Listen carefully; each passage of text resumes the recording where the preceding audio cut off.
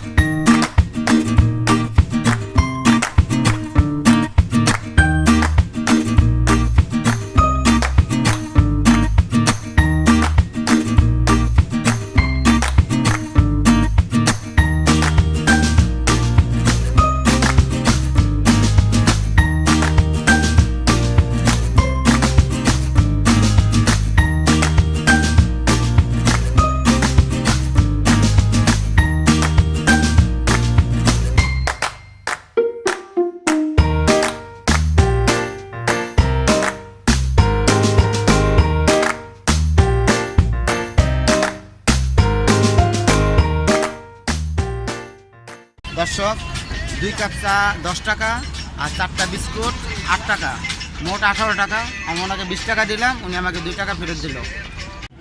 আমাদের এই ভিডিওটা ভালো লাগলে লাইক করবেন, কমেন্ট করবেন এবং অবশ্যই সাবস্ক্রাইব করতে ভুলবেন না, তাহলে লেটেস্ট ভিডিওগুলো আপনাদের কাছে সবার আগে চলে যাবে। ধন্যবাদ।